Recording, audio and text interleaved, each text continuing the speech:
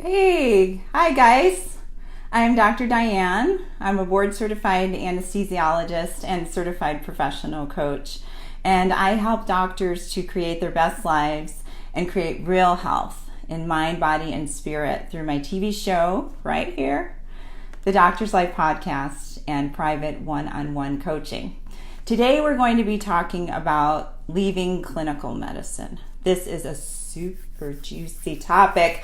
And why are we talking about this? In some ways, it's kind of a taboo topic. How can we be talking about not seeing patients? Can you still be a doctor and not see patients? I did a survey recently of doctors, and I got about 90 responses. This is actually one of the topics that came up really frequently in terms of what doctors are concerned about in terms of their careers. Also, I talk about it with my clients, and I get asked a lot about this since I left clinical medicine 6 years ago. At that time, it felt like it was a lot harder to do, and I remember when I was actually getting some help and getting some mentoring from a good friend of mine, Dr. George Cole. Hey, Dr. Cole. We were talking about it in terms of like going to the dark side. So things are loosening up some, and it's an awesome topic to talk about. So I'm so glad to be able to share this with you today. So I'm going to be talking about doing non-clinical jobs, like actually being hired by somebody else, not entrepreneurship. There are some things that overlap, but today we're just talking about non-clinical work. So not like jumping off and starting your own business or anything. This is like kind of how to transition and actually work for someone else, but non-clinical work. So we're talking about working in industry, insurance, pharma, business, places like that. So I'm going to share with you a few tips about this. The first thing is your mindset. Start looking at it as an option. It's not one that you have to take, but just an option. It's going to take some preparation to decide to leave. You can look at the positives, the negatives, talk to people that have done it, and start asking questions, start looking around. There's a lot of groups out there now of docs that have left non-clinical medicine. There weren't certainly when I got started, and of course you can consider me a resource. I actually did a podcast episode of the Doctor's Life podcast with Dr. George Cole. Oh gosh, probably about a year or so ago. So look in the archives on my website, www.drdiane.com. You can listen to that podcast. That'll help you too. But when I was thinking about leaving, and even when I left, like I was saying, I was told I was going over to the dark side, but by some were, kind of judgy, I must say. But others were kind of curious. And then there was another subset that was even kind of envious. When someone around you does something new and different, it can spark a lot of things inside. And I think that's what happened when I was talking about leaving clinical medicine. And then when I left, it just sparked a lot of interest. You can start thinking about looking at things yourself. Like, would I want to do that? Is that something I'd like to do? But in any case, if you're starting to think about leaving clinical medicine, your mindset is really important. As you're approaching anything new or different. And you have to start thinking about, are you trying to escape something, or are you trying to move towards something? Because if you're trying to escape something, then that usually doesn't work. You're coming from a negative standpoint, and it's really hard to make good decisions when you're in a negative space. So that's kind of where you need to start. Like, I remember when I was thinking about leaving medicine, I would be, sometimes I would be, I went through burnout. So I was like, I'd cry on my way to work sometimes, or, sometimes in men, it shows up more as like anger, irritation. So it's like, I'm done. But, that like, I'm done is not really a good bought to make decisions from, or even that super sad, tearful space. So it's thinking about your mindset and just looking at it, knowing that you have choices sometimes can really help to get you on your way. The second thing I wanted to talk about that you need to consider is your skill set. What marketable skills do you have? Well, the beautiful thing about being a doctor is that you have tons of skills. You have people skills, you have management skills, you are the leader of a team.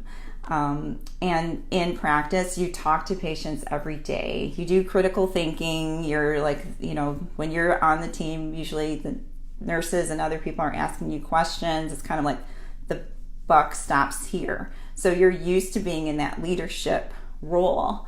You may find though, hey Val, hey, nice to see you.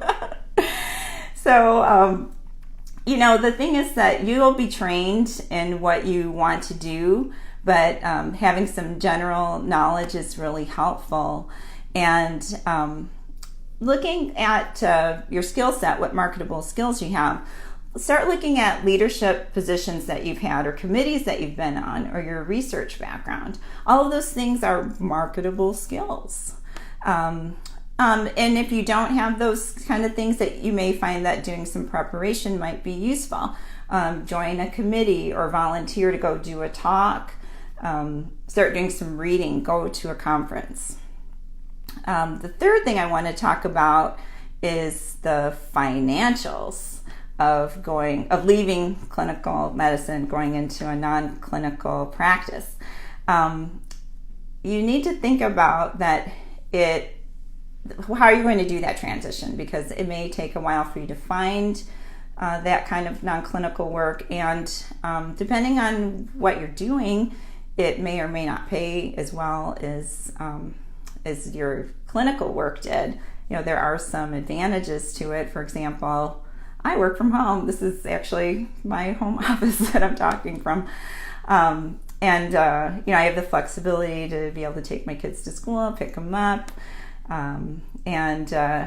Working from home, if I have an appointment or something like that, then I just make it. And, if somebody comes to do a repair, hey, they can just come and do their thing, and I'm working, I'm still doing my thing. So that's super cool.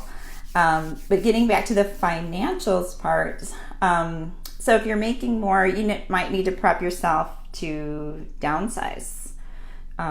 Really look at your finances and kind of get things in order. Do you have college expenses coming up? And are you thinking of working maybe part-time? Like you could do, if you're thinking of retiring versus working part-time, maybe you could work part-time. Another thing that particularly for doctors is that you need to think about your malpractice. Because if you're leaving and you're doing some clinical work, then you may have to pay tail coverage, or if you haven't had it covered by your employer, you need to consider that.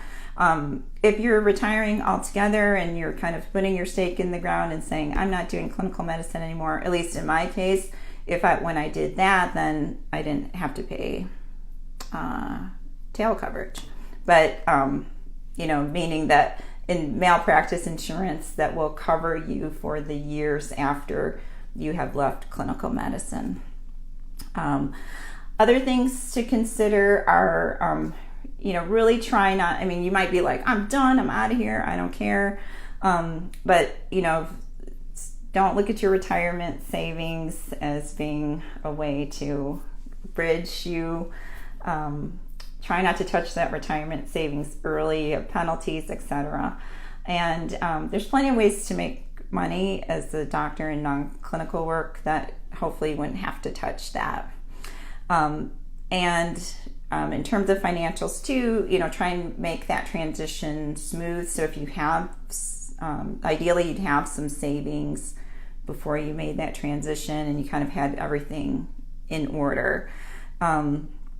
I just read an article in Forbes not that long ago, and it was about transitioning into another kind of career, or just deciding whether or not to leave what you're doing. At the time they were talking about corporate, but it's applicable here.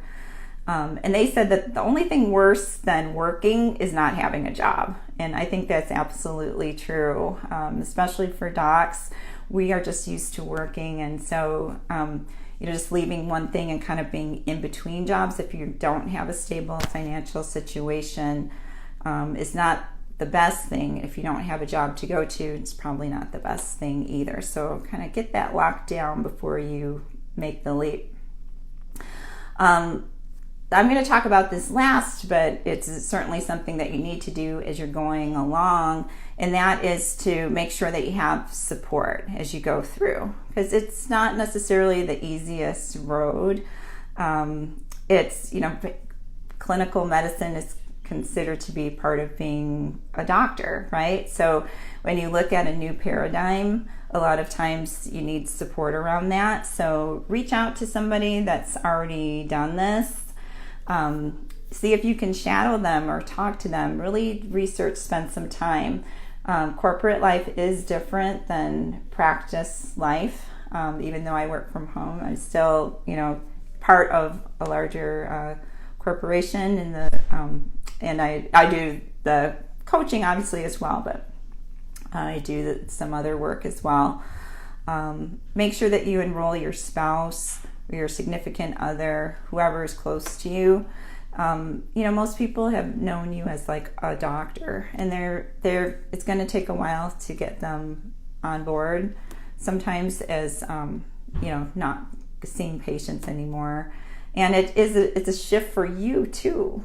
That takes a while to make. So getting some support around that is really useful. So that you've got the people in your life, your friends, your family, and then you can also reach out to Facebook groups or the Dropout Club. It's DOC.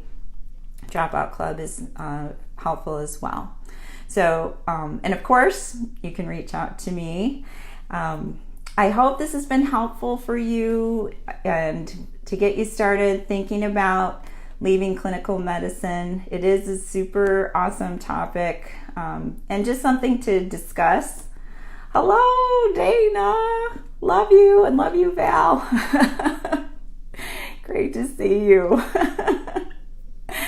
So, docs, if you want to find out more about leaving clinical medicine, there are resources on my website, www.drdiane.com. That's www.drdianne.com. There's resources there for you to read. You can check out that episode of the Doctor's Life podcast that I believe is from February of last year, right there on the website.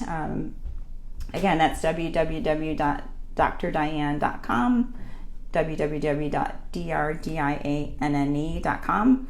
And if you have questions, concerns, post them here on Facebook, or again at the website. You can just shoot me a note and the contact form.